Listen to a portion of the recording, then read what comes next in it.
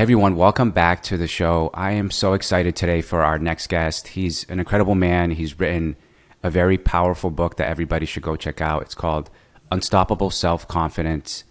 And this topic is particularly important because many of us today struggle with self-confidence. And this struggle and this mental block that we have blocks us from maybe going for the relationship that we want, going for the job that we want, or tying our worth to external things instead of internal things. And our next guest went through a transformation in his own life after having all the external things and becoming a very successful family man, businessman. He went through this incredible journey and he shifted his internal game, and it's helped his internal game and his external game. And he's written this powerful book, again, called Unstoppable Self-Confidence. Everybody should go check it out, where he teaches a step-by-step process on how to build natural, authentic self-confidence. His name is Andrew Leedham. Welcome to the show, brother. Excited to have you on. Hey, Pedro. Thank you. No, it's great to be here. Really appreciate you having me on. Hey, thanks for coming on, man. We were just talking offline, and we were talking about the internal game, self-worth, and how many of us today tie our own confidence and self-worth to external things like social media or our career, or it could even be something as a relationship. We finally got the partner that we wanted, but some of your teachings are that we should focus on the internal things and do the internal work versus focus on the external world. Yeah, absolutely. It's almost with my kind of private clients and the people I work with, I think it's almost the single biggest central challenge that I see, the most common thing that I see. So very often people are talking to me about the fact that they have a fear of failure, or a fear of going up and approaching that person, or a fear of taking that next step, or they're kind of holding themselves back in some way. And as we talk and as we explore that, I'm hearing over and over this pattern where what's going on for them is this unconscious story. So they're not fully aware of it, they're a little bit aware of it, but underneath that kind of surface of their conscious awareness, there's this story that says, my value, my identity, my sense of myself and my self-worth, my sense of being enough is tied to this external thing. Often it's achievement, money, getting it right, or at least not getting it wrong, relationship, how I look, you name one of those external factors. So what they've done without realizing it, and I recognize this because I did it myself as well, is created this sense of what I call conditional or functional value rather than inherent value, i.e., I am valuable if and when, if I fulfill this function, if I meet this condition, if I put these ticks in boxes. And if I don't, then I'm not enough, or I'm not valuable, or at least I'm less than. And because it's this kind of unconscious challenge, people don't realize how much that kind of gets them in a loop, because they go, why am I doing this over and over? I intellectually understand this, but I haven't connected with it here, right? And so the problem with that, as I said, is then rather than any of those things simply being situations to deal with, rather than approaching that person you want to go and ask out just being a situation, rather than starting that business just being a situation, unconsciously we're grappling with this monster that says, but if this doesn't work out, if this goes wrong, that means that I'm not enough. Right? And so you then see these incredibly talented people who are capable of all the success in all of those dimensions that they're looking for, not breaking through and fulfilling their incredible potential, not because they can't, but because that story is holding them back. And there's often said, people, my all-time favorite quote comes from Carl Jung, who said, until you make the unconscious conscious, it will rule your life and you will call it fate. Ooh. Now, I always say to people, really importantly, he didn't say that it is your fate. He just said that you'll call it your fate. Because when you become conscious of those unconscious stories, when you see the absurdity of them, then you can let them go, and then you can connect with all those experiences very differently. And the example I always give with that is, as we kind of identify that conditional value is what's there, I say to people, if they've got children, or if you've got a young person that you interact with, I say, imagine getting off this phone call with me right now, going up to that beautiful young child of 4 or 5 and saying to them, listen, kid, unless you achieve this amazing success, unless you've got a partner, unless you've got enough money, as far as I'm concerned, you're not good enough, you're not valuable, you're not enough. Now, I always say to people, could you with integrity go and say that to a young child? And unless they're some crazy person, they go, no, that would be, awful. And I'm like, okay, so if you couldn't with integrity get off this call right now and go and say that to a young child, can you continue to live in that lie yourself? Because it's either a lie or it's not, right? It's either true for the child and true for you, or it's true for neither of you. And guess what? You were once that young child. So if it wasn't true for them at 4 or 5, at what age did it become true? 10, 15, 20? Tell me when the magical tipping point is. It's a big lie. And, I have a couple of quite high profile private clients, and it's the thing that helps them get from good to great. Because once then you let go of that lie, you can then really go for the things that matter for you, because now they're just situations. Now they're not verdicts on your value. Wow. And I find that to be super interesting, because a lot of us, including myself, we have this story that we tell ourselves. And this story, for me in particular, it was, like I've labeled myself, or I've had other people label me, I'm an introvert, or I should be doing this, or I should be doing that. And we kind of have this story that came in when we were, to your point, like when we were younger. And when did that become our permanent story? Yeah. And is it even really true? Right. So you got to be, got to be so careful with labels, right? The labels are walls that bind you in if you're not very, very careful. So I was told I was shy and introverted as a young boy. And I, for a period of time, that probably had a degree of truth, right? It's rarely the case that these things are not anchored in any kind of truth at all. But it was a truth that lasted for a much shorter period of time than the label did. And I remember getting to probably about, maybe 18, 19. And I remember someone, I can't remember who it was, saying to me, but you're shy. And I remember going, but actually that's not true. It kind of just, this light bulb came on in my head of going, it was probably true when I was 4 or 5, but it's certainly not true now I'm 18, 19, 20. And I realised that in that moment, I'd actually spent probably 10 to 15 years, almost 3/4 of my life at that point, living in this label that had been given to me that I'd never chosen, that didn't really reflect who I was, but was probably true for a relatively short period of time. And I remember going, that really switched on a lot of light bulbs, going, well, what other labels am I living within that actually aren't true? And what if actually I could, I'm not saying just arbitrarily pick labels and make stuff up, but actually really connect with who I was and pick the things that aligned with who I was rather than things that made me less than who I was. How far could I go then? Because we all have that power, right? We all have that choice. Every time someone tries to give me a label, I'm like, no, thank you. That's not, I haven't chosen it. I don't need it. And it only kind of creates walls for me. It's a waste of time. Wow. Hey, man, so I love that you said that. And I try to do that now. And one of the things that, there's 2 things to touch on. I'm like, okay, what are you doing with your private clients and like going from good to great? But I feel as if I'm so curious for you, because you went through a transformation too, where you were just kicking butt in a lot of areas of your life. How did you go through this journey yourself? And how did you get to the realization where you had work to do once you really built this great life for yourself? Yeah, so, I'd been in a place where for very big parts of my life, I had this really kind of interesting journey. For very big parts of my life, I was very confident, happy, going after the things that I wanted, liked who I was, liked my life. But I'd also had some quite deep lows as well, some real ups and downs. And I really put that down to, as I said earlier, attaching my sense of my value to how life was going, right? If I was successful, it was great. If I wasn't, it was less so. And then probably, I'm trying to get the timing right now, probably about 5 or 6 years ago, my life kind of went off a bit of a cliff. So I went through, my marriage ended. I went through a very difficult divorce. Divorce is seriously expensive, as anyone that's gone through it knows. and I spent a huge amount on legal bills trying to get an outcome that, made sense for me and allowed me to build my life. And, I wanted to have 50% of my time with my daughters, etc.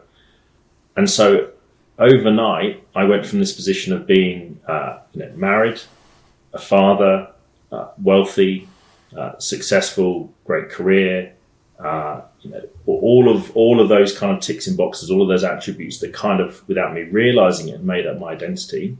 Overnight, they were gone. Right? I mean, literally, I came home, it was over, right? It was gone. So suddenly, I'm going, it's not that I wasn't a father, but not in the same way, because obviously we were divorced. Obviously, my marriage was over. The identity that I tied into my relationship was gone.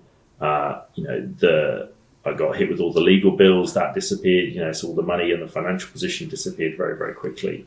So I went from being here to finding myself at absolute rock bottom really, really fast.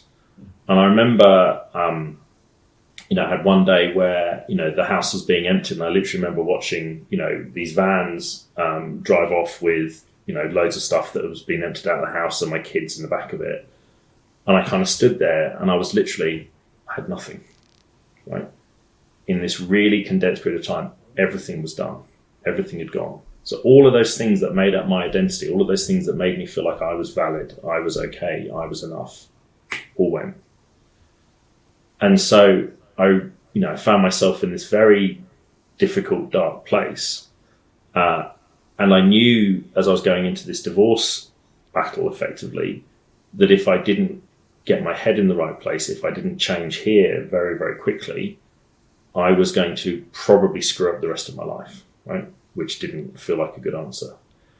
So I connected with two amazing mentors of mine who taught me an incredible amount, and I went on this amazing journey of research myself alongside that to really go, how do I transform my mind and my confidence fast? Because I realized I'd gone from up here to whatever below zero was, really fast. So I had to figure out a way of getting back there really, really quickly. And so over this 12-week journey that I went on, because I really didn't have much time working with these two mentors and doing my own research, my confidence went from, whatever the lowest possible level is to being completely rock solid. And now it was built on a really solid foundation. And I kind of remember going, wow. And I had people who were coming up to me who knew what I was going through. And they were saying, what's happened to you? Because you look so calm. You look so happy. You look so confident. Now, I wasn't thrilled. I wasn't enjoying, the divorce process. But what I knew to my very core was that I was okay no matter what. No matter what happened in the divorce, no matter what happened from this point forward, I knew I was okay from within. And what happened was that I recognized kind of 3 or 4 kind of key steps. One was I had this story that I said at the beginning. My value was attached to that external stuff. And just like I explained, I recognized the lies that I had been living in, the lies that had been keeping me trapped and playing small. I learned that I learned how to control my mind, right? I'll talk a bit about this later on if you'd like, where instead of my thoughts being, anxious, stressed, filled with doubts, worries, fears, anxieties, my mind was calm, clear, and focused, and I could bring myself to that state on demand. And then I connected back to the truth about myself, which was, and it's true of you and it's true of everyone listening to this, that who we really are, the truth about all of us, is that we are the version of us that we daydream about being. Right? That's not some flippant, hippie, woo-woo comment. I mean it as a genuine, literal truth. Because what stops most of us experiencing that is not that it's not the truth about us, it is. It's the fact that we have these unconscious stories running around our minds, tripping us up, disabling us from making the very choices that we would actually like to make. Doing that podcast, going on that stage, starting that business, right? That's what we want to do, but we don't feel able to do it. And that negative voice that we all have in our heads, our inner critic, our ego, as I call it, controlling our thoughts and making us feel terrible, trying to keep us stuck and playing small. And I remember one of those mentors talking to me, and he said to me something in the first session, because I remember saying to him, my life is over, right? I literally felt like my life was over. And I'd gone through lots of counselling with my ex-wife to try and save our marriage, and all of that counselling had said lots of very, negative, unhelpful stuff to me. It was a pretty destructive process. And I remember saying to Stephen, this coach, if all the things that these counsellors have told me are true, there isn't enough time left in my life to fix them all, right? That if I literally believe at face value everything that this person has told me, let's say it takes 3 years to deal with that, 5 years to deal with that, there isn't enough time left in my life to get right? And Stephen just smiled and looked at me. I remember this moment was, really one of the most impactful moments of my life. And he turned around and said, but there's nothing wrong with you. You're not broken and you don't need fixing. You've just forgotten who you are. And I can reconnect you back to it. And it doesn't take long. And he said, once you reconnect back with who you are, all of those labels, all of those things you've been told are wrong will all fall away, because they're symptoms, not causes. They are the outcome of you acting as less than who you are, not the cause of you believing this lie that you are less than who you really are. Ooh. And in that flip, that those things were symptoms, not causes, all these light bulbs came on. And so when I connected back to who I really was, that best version of me, all of those challenges just kind of dissolved. And so that's why it can happen so quickly. Wow. So thanks for sharing that, because that, I could only imagine, takes a lot of vulnerability. One, to be self-aware when you're going through, for one, like you're going through a divorce, you're going through a low moment of your life. You see the external things start to go away.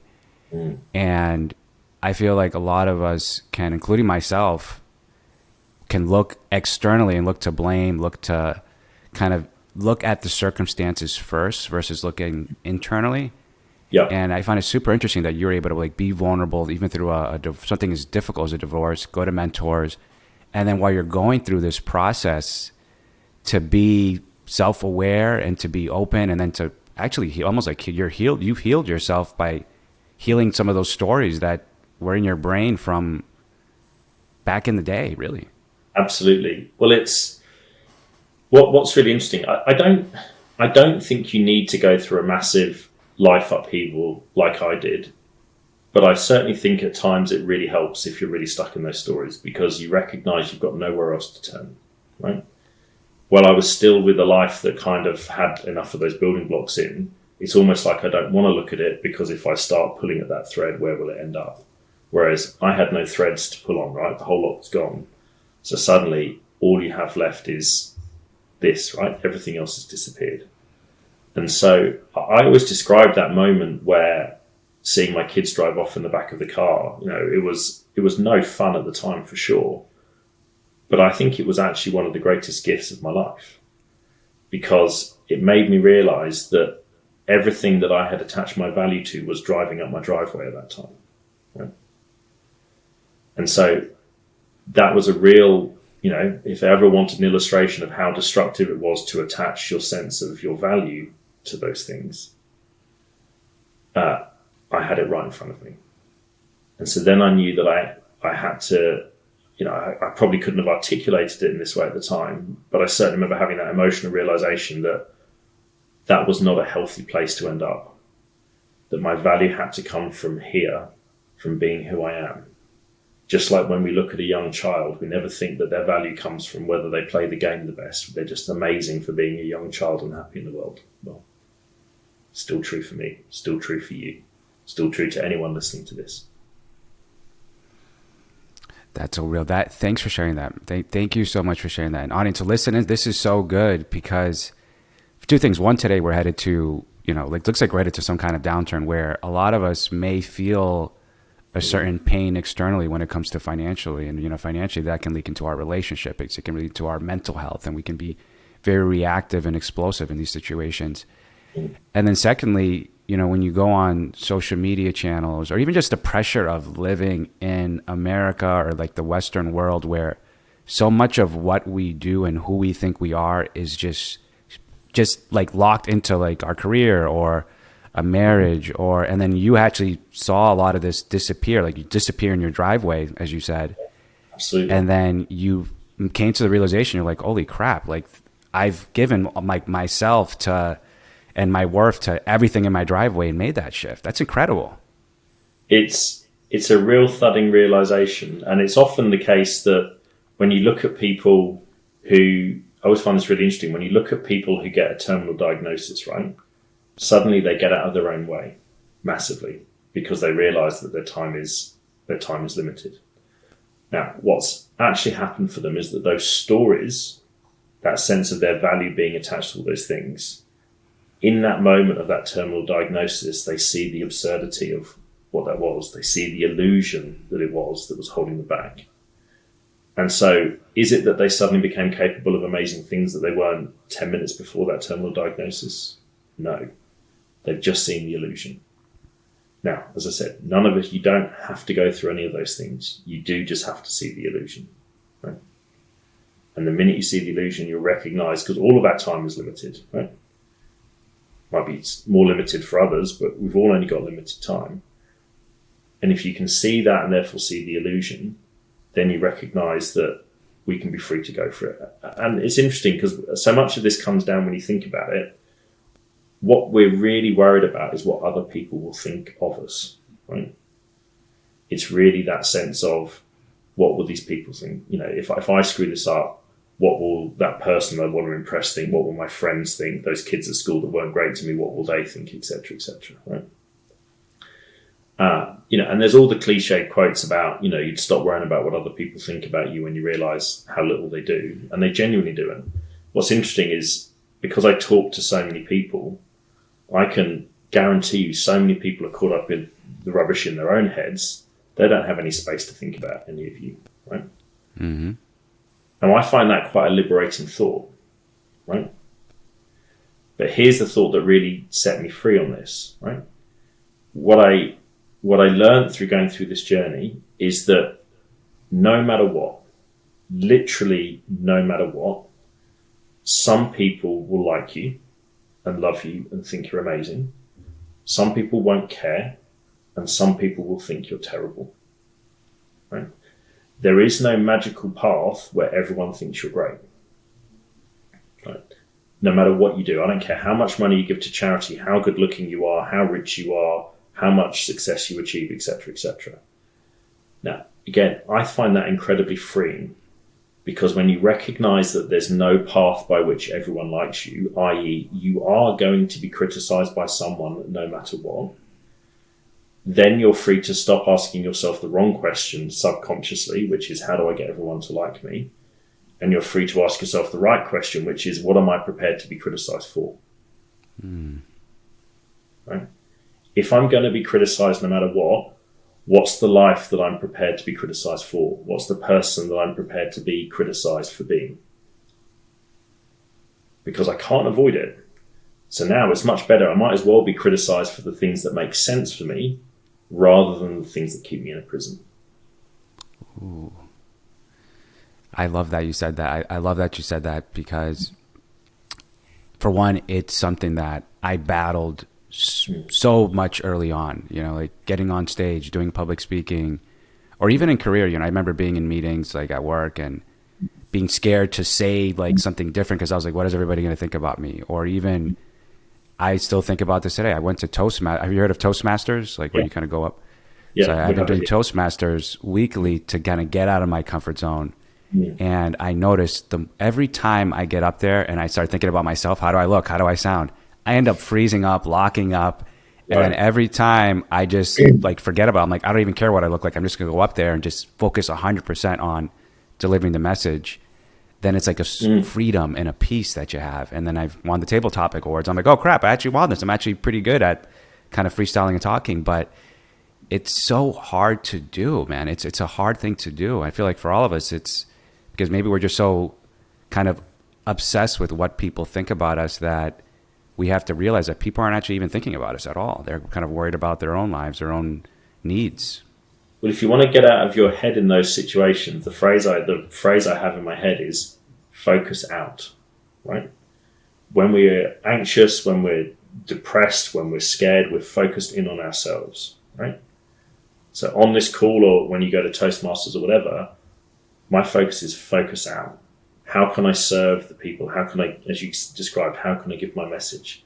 If my focus is on contributing to the people in the audience, right? If that's where the focus of my mind is, I'm now not focused on, am I holding my posture exactly right? Is my eye contact exactly right, etc. I'm focused on them.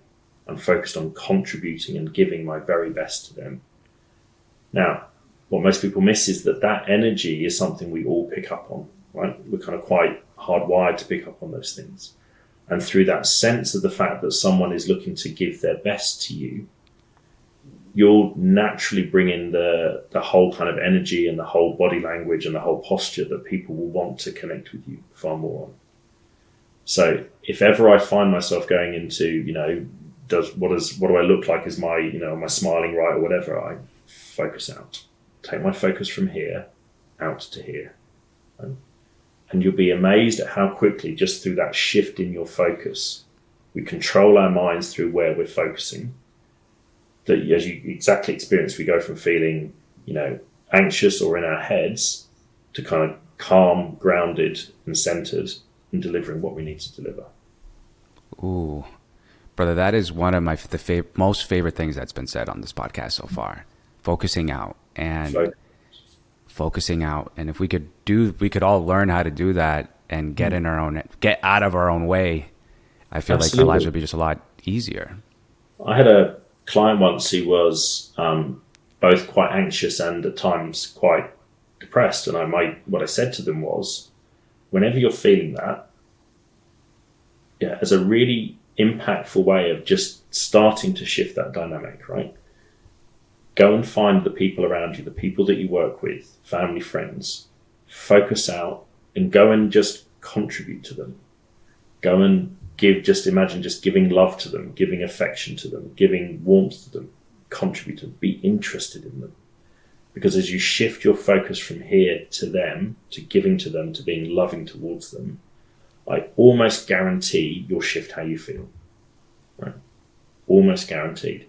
So if I ever find myself in a difficult place, I will go out and find someone that's important to me and I will go and contribute to them. Right? It's amazing how quickly it shifts things. That's amazing, brother. That's amazing. Thanks for sharing that. And so you went through all this in your life, right? You went, like, the ups and the downs, like you went through, you had always had this self-confidence, you always had this self-belief, and then you went through the journey of realizing that a lot of it was tied to the wrong areas and perspectives. And you mentioned something earlier about having the right story, which is, I feel like, to be super powerful. Well, what happens is that there are a few parts of it. So firstly, that we don't control our thoughts, right? Most people have, and this blew my mind when I realized how true this was for me, how much our thinking is some level of out of control. So if you think of all of those thoughts of being anxious, or will this go right, or what if this goes wrong, etc., would you consciously choose to think those thoughts? Or are they happening kind of by accident? Because when you're on stage, when you're at Toastmasters, you wouldn't consciously choose to go, you know what will really help is if I feel really anxious, really in my head, really overthink this, really wonder about how I look. You'd go, I would choose to be calm, relaxed, focused, and present, right? So what that means is that in that moment, your thinking is out of control, right? So I learned that the master skill for life, and this came from my other mentor, a guy called Andy Shaw, really remarkable man, that the master skill for life is having the ability to control your mind and focus your thoughts. In really simple terms, to think thoughts that help you on purpose rather than thoughts that sabotage you and trip you up by accident. And so not 1 in 1,000 people can do this, and I couldn't do this until Andy showed me how, and I'll explain in a second. But that simple shift of, can I direct my thinking, that in this moment, can I think thoughts that serve me? I'm not talking about positive thinking. I want to be really clear. In whatever situation I'm in, I'm thinking thoughts that serve me and help me grow, help me progress, help me be the person that I want to be, rather than thoughts that are sabotaging me and tripping me up. And as I learned how to do that, it was the absolute turning point of my life. Because rather than, in the middle of a divorce, rather than all these negative thoughts coming in, all fears about the future, I'm going to lose my home, my kids, my money, have to pay my ex-wife stupid money for the rest of my life, etc. Or regrets about the past. If only I'd done this, if I only hadn't screwed that up, if only I'd turned left instead of turning right.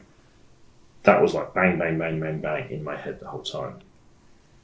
How can you possibly create a life that makes sense for you and be the person that you want to be, let alone feel confident and good, if that's what's being broadcast in your head most of the time? And so people have these stories that we talked about, and then within their heads, that's the negative propaganda that's being broadcast, right? So, you really have to learn to get in control of your thinking. Now, there's a really simple technique called the 15 seconds of positive thought technique. And it's very simple, which means it should be good, but because it's so simple, people dismiss it, as I did to my cost. So I strongly advise that people don't. And what you need to do is you need to think of a really happy memory, right? A thought that's really positive and wonderful, an amazing, emotionally connecting memory for you. And then what you need to do is think of that thought and nothing but that thought for 15 seconds. Right? Don't get a stopwatch. That's not, you know roughly how long 15 seconds is. But can you stay focused on that thought for just 15 seconds? Now, when Andy first taught me to do this, I was right in the darkest time of my divorce, and I had a big meeting with my ex-wife and her lawyers the following day. And my mind was all over the place. I was sleeping 2 hours a night at best, if anything. And I knew if I didn't get my head right, I was in trouble. So I left work in central London where I was working. I went to a bench just by the river, and I sat there going, I'm not leaving here till I do this. And I think it took me 4 hours to do it for the first time, right? Now, the very first time I tried it, I think I managed it for about a third of a second before bang, bang, bang, bang, bang, bang, bang, right? And that was amazing to me. I had this really wonderful memory of my eldest daughter that I was thinking of. And at the time that the event that the memory was based on occurred, I was in tears because it was such a joyful moment. I was so out of control of my thinking, I couldn't even think of that thought for 15 seconds. Right? And that's true of almost everyone that I've taught it to. Right?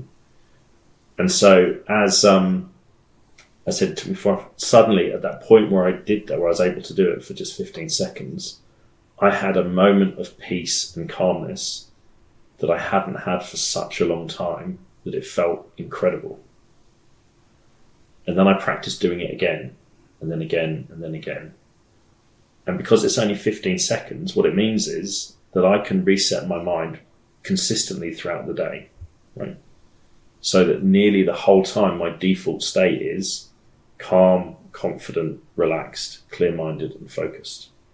And if I ever find myself in that place of, those negative thoughts come in, I can reset my mind using that technique. Now think of how much that sets me up for every situation that I'm doing, right? Doesn't mean it always goes well. No, it does mean that nearly all of the time I'm calm, clear, and focused in almost everything that I'm doing.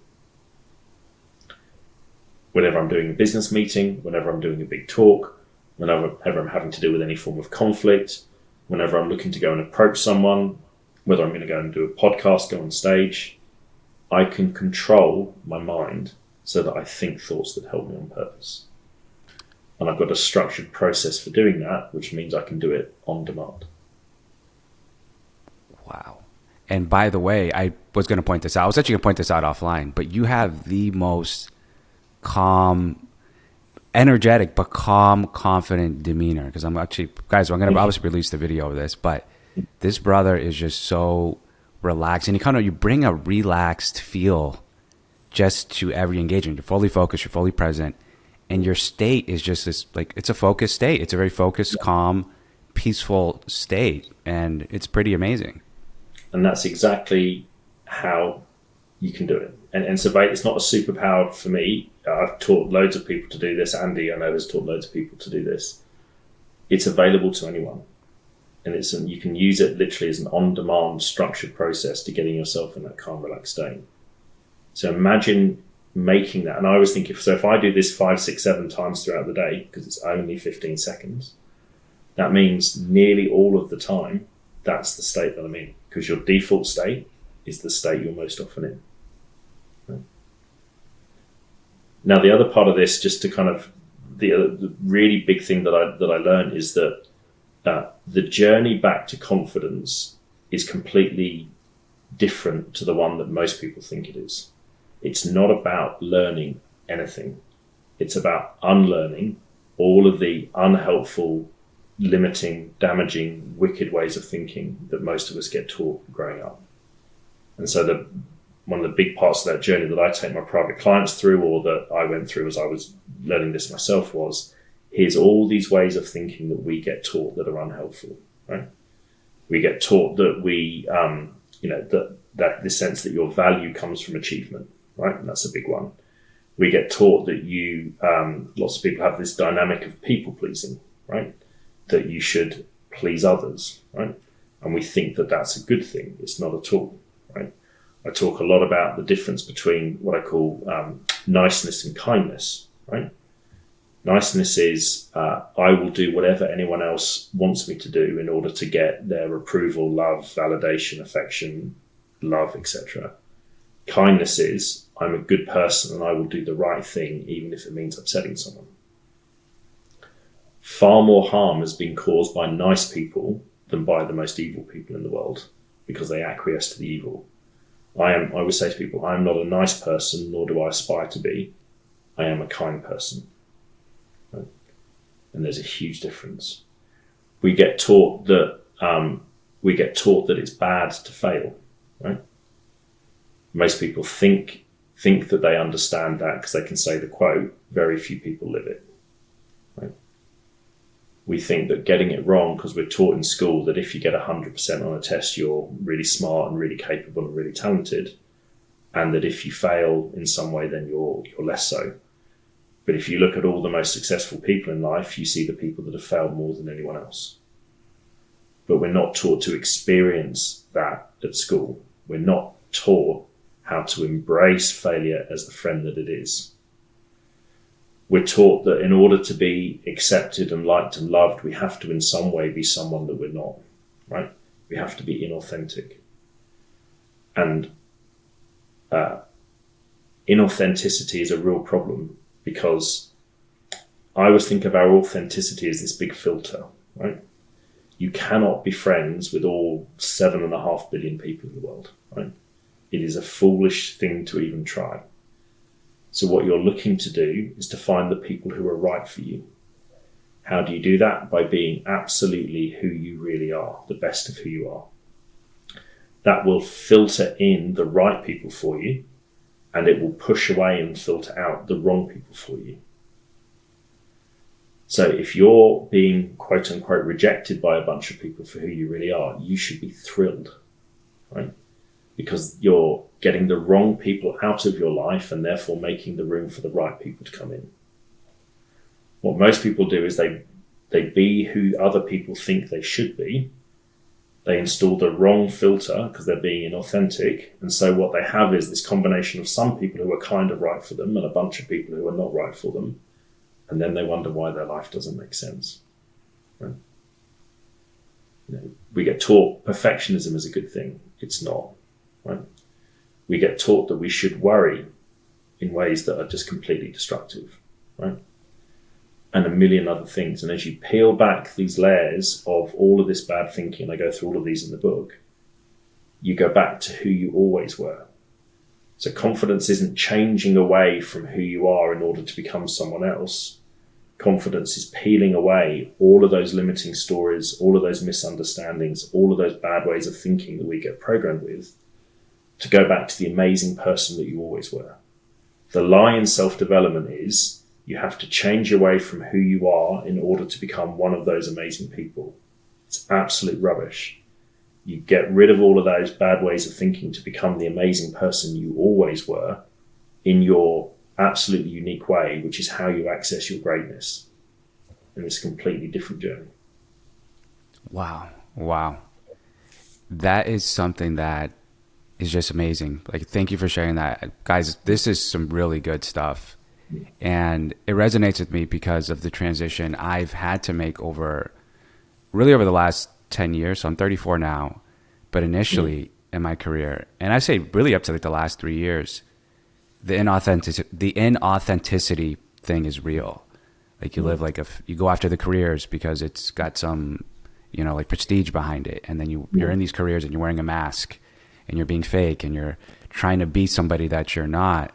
And also the next part too is around, even you kind of see these things as a strength. Like, I used to think worrying was a strength, and me being in survival mode, and like, I was like, this is my superpower. I'm up at 5 and I'm just paranoid all the time. And and I still battle it today. I'm battling it today, and I think about it a lot today. But the reason why I'm working on it is because it's actually not a strength at all. And that's one of the biggest things, guys. So if find yourself, your emotional home is a state of worry, a state of anxiety, and maybe that's driven you to want to change your life to be successful in whatever it is, in relationships or in business or whatever it is, whatever it's meaningful to you, you may be winning despite of that, not because of that. And I think that's something I just picked up from your message.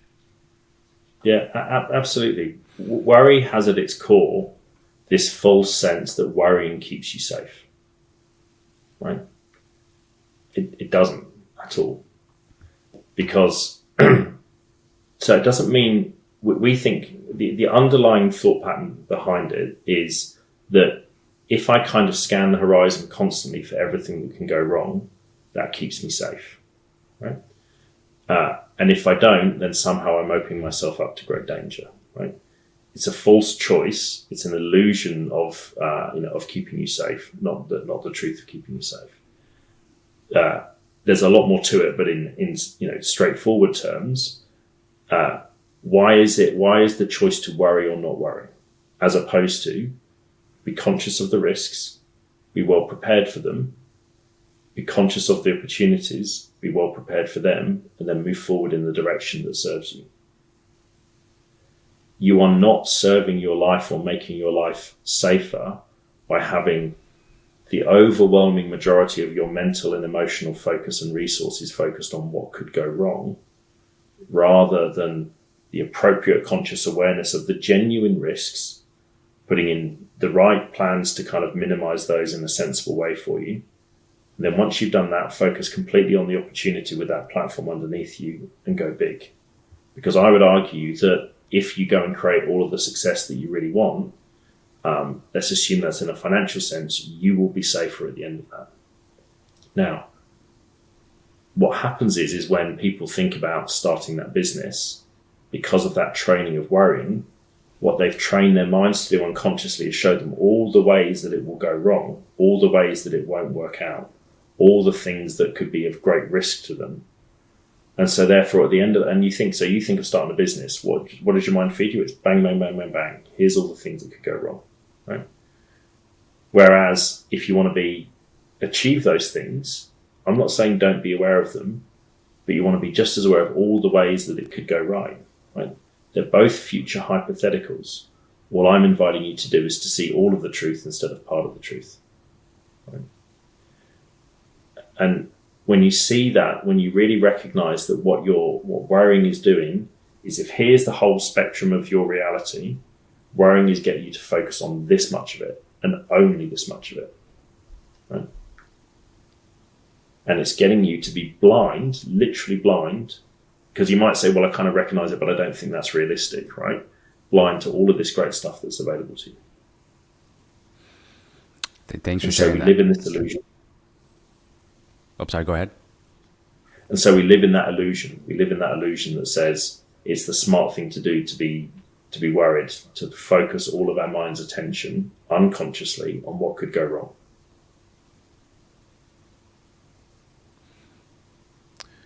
What are some of the things that you initially, like, where was your home initially? So when you were, and I was like emotional home, and like, were you in was your natural state a state of worry, or was it a state of anxious? I guess where was that for you? I think I certainly had elements of worry in me. I mean, we get, if you have any kind of upbringing where people around you worry, and that's true of 99.9% of people, I certainly kind of had that. I was quite a relaxed person underneath that. So it was definitely something that got programmed into me more. I was quite a kind of chilled out young baby and young kid. So it was definitely something I had to learn. But it's like anything, if you get taught over and over that this is what you should do, that's what happens, right? We think if you see young kids, right, they have parents around them that worry, and so because our children model what we do, not what we say, we see that when something quote unquote bad happens, we are, this is the way we react, this is the way we respond. And then what you do over time is you build up this kind of worry library. Here's the ever-growing list of things that I quote-unquote should worry about, right? And then because we're smart people, we then figure out, well, I didn't know all these things when I was first born, so what are the other things that I don't now know that I should be worrying about, right? And then if you think that worrying keeps you safe, you want to build up this ever-growing worry library to the point where you're spending nearly all of your time worrying, right? And then over time, it kind of just becomes this default state.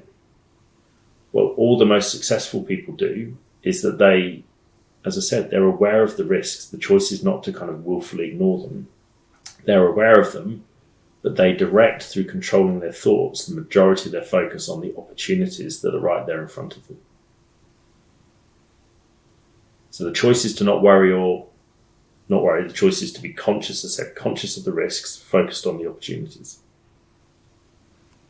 With your clients, with some of your private clients, and something you mentioned earlier, you take people who are already at the top of their game in many cases, right? Mm-hmm. And you take them from good to great. Yeah. Is their state really that limitation for them? Amazingly, a lot of successful people will still have that story of, my value comes from my success. So if it's a business person, it'll be through, the amount of money or the success of their business. If it's someone in sports, professional sports, then it can often be that way as well. If my game's going really well, I feel fantastic. The good to great comes from the fact where they, as I said, when they see that their value doesn't come from that, right? These people have got immense talent. And so the greatness comes from now I can take the risk, right? Now I can play, the amazing game, the amazing shot, rather than play within myself fully. Do that intelligently, do that with, a real insight and professionalism. But you can bring into that game those moments of greatness, because the moments of greatness don't come from playing within yourself, they come from taking the risk, right?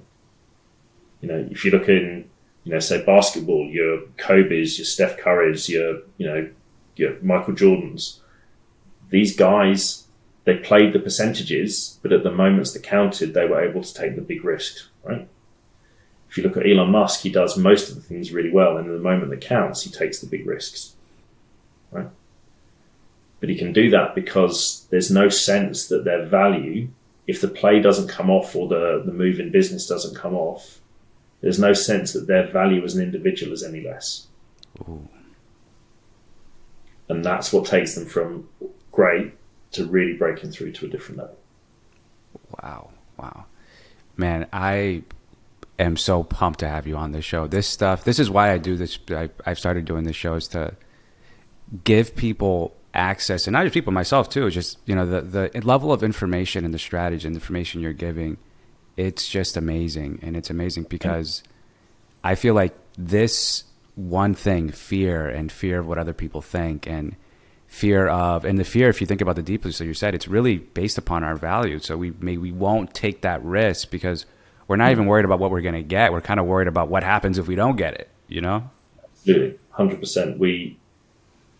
Everything that holds us back is one of these lies, one of these illusions. We have the person that we really are, the choices that we would authentically make to align with that. And then we have for most people, we have these blocks, right? these, my value is attached to it, these lies and illusions that I've been talking through that literally just act as this interruption point between our authentic choices and being who we really are and our ability to execute on it. That's the gap. Whereas what we're taught in most self-development is that we have to become someone we're not in some way in order to be one of those amazing people. And so people work really hard on the wrong journey and then wonder why they don't get there. Ooh, damn, that's so good. That is good. That is good. The wrong journey. Yeah, absolutely. And what's crazy is that then every time people read a book or do a program, it can actually really degrade their motivation, degrade their sense of wanting to go forward. Because if every time you read a new book or do another program, you add to this kind of laundry list of things that you're not, that you need to be in order to be one of those special people, well, then you're like, oh my God, I just can't be, feels like too much, right? And so, and because it can't work until you get those underlying building blocks in place, it's not that there's anything wrong with you. It's just that you haven't been told how to put the right building blocks in place first to allow you to access. Let me be clear. Lots of self-development has some really great information in. It really does. But until you put those building blocks in place first, it won't be accessible to you. You won't be able to connect with it. You'll just think, I'm not one of those people that this is going to work for, which is absolutely not true. Thanks for sharing that. And I love everything about this interview, and even just what you just said. A lot of times for many of us, we are on these paths. We are on these times, at times working hard, going in the wrong direction, like living in fear-based decisions, actually living an inauthentic life, following an inauthentic path. And we do that out of fear. We do that out of, self-worth, rejection, having the wrong story. And I feel like this interview in particular is going to help so many people. I want to thank you for coming on, man. We have a lot of guests that have come on the show. I feel like this is a timely message, one with the economy, and there's just a lot of fear that's put out there now with in the United States, the election cycle is just pretty crazy. I hear it's also pretty, in the UK. We've had our crazy times for sure. Absolutely.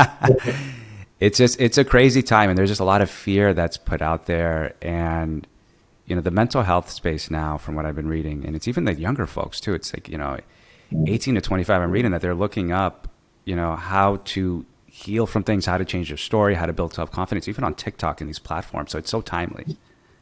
Absolutely. It's such an important message for people to know. As I said, you're not broken. There's nothing wrong with you, and you don't need fixing. You just need to connect back with who you really are and who you've always been. And if people could really connect with that, it would make them shift their whole relationship with themselves very, very fast. And it helps that it's also the truth. Hey, thanks for sharing that. Guys, go buy this man's book. It's called Unstoppable Self-Confidence. Andrew, for folks that want to reach out to you online, I'm going to put the link to all your social media platforms. But where can people best get in touch with you? Where can they follow you? If you can just please share that. Yeah. So I'm most active on Instagram. Obviously, there's my own website, which is just unstoppableselfconfidence.com. Those are the two main places. And I also have a Facebook group if people want to join, where I share tips and tricks, how to actually apply some of this stuff day to day. So you can just go on a Facebook and search up my group, which is Unstoppable Self-Confidence. And again, you're welcome to join. It's a free group to join. Awesome. Thank you so much, Andrew. And guys, whether you're building a business, which I know I have a lot of entrepreneurs that kind of follow this show, whether you're building a technology business, an e-commerce brand, there's so much tools here from a mental standpoint that are going to help you go from point zero to from A to B, right? In relationships, in our lives. Like Andrew's message here is so important, of not focusing in on the external world, having the right story, and living through authenticity. Because a lot of us can, like myself, I always thought my state of worry was one of my biggest gifts. Like I would just wake up with that fear and that energy, just okay, I'm going to go. And it actually stops you from living the truth in your life and building the right relationships with different people. Andrew, thank you so much for coming on the show. pumped to have you on, man. It's been a great interview. Oh, my pleasure, Pedro. It's been great talking to you. Really appreciate it. Really enjoyed it.